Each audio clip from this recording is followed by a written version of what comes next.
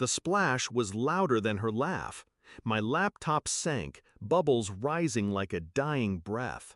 Years of work, research, savings plans, private files, all swallowed by chlorine. She looked at me with that smug half-smile. "Oops, guess accidents happen." And my mother's voice followed, dismissive, cutting. "It's just an accident. Don't overreact." But I didn't argue, I didn't scream. I just looked at the floating ripples and said nothing. Because in silence, I plan best. My sister, Claire, was born with open hands and closed eyes, always taking, never seeing. As kids, she stole my clothes, my jewelry, even my diary. When I confronted her, Mom always brushed it aside. "She's younger. She looks up to you." No, she never looked up. She only looked at what she could take. Her latest obsession was her so-called business idea, a half-baked online boutique. She came to me demanding $29,000, like I was a bank, not her sibling. When I refused, the mask cracked. Entitlement turned to fury, and that fury landed my laptop at the bottom of the pool. She thought she'd crippled me. What she didn't know was that my laptop wasn't just a machine, it was a vault. Her vault. Over the years, I had grown cautious. Living under the same roof as Claire meant learning her patterns, her greed, her secrets. She used my Wi-Fi. My devices synced with hers.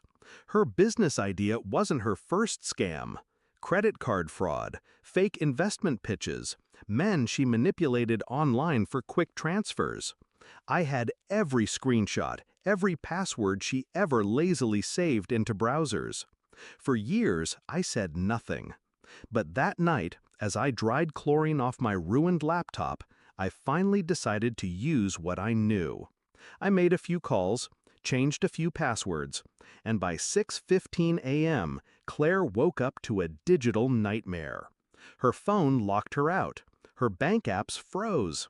Her business account with the $12,000 she'd scammed last month? Emptied. Straight into an anonymous holding account. Mine. And her precious Instagram boutique? Gone. Deleted. Every picture, every fake follower she bought, every DM thread where she flirted for investments, all erased in seconds. Her scream rattled the walls. She stormed into my room, hair wild, phone clutched in her hand. "What the hell did you do?" I didn't look up from my tea. Calm, controlled. "Accidents happen, Claire." Her face drained of color. She knew. She didn't need evidence. She knew I had her by the throat. For once, she had no defense. The beauty of revenge isn't just destruction, it's timing. I let her stew in silence all morning. Her calls failed, her texts bounced back. She begged Mom for help, crying about hackers. Mom, of course, rushed to her defense. "Who would do this to you?" I almost laughed. By noon, I placed the final card on the table. I sent Claire an email, one she couldn't ignore. Attached, every file I'd saved. Screenshots of her scams, fake accounts she used, proof of money laundering through her so-called business.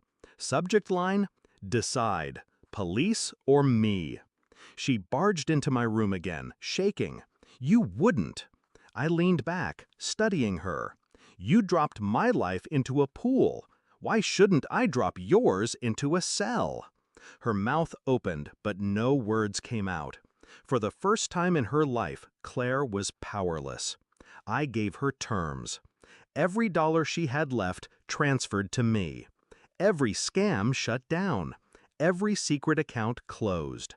And she was to tell Mom the truth, that the business was a fraud, that she had destroyed my laptop out of spite. Her silence was delicious. She obeyed. The confrontation with Mom was almost better than the revenge itself.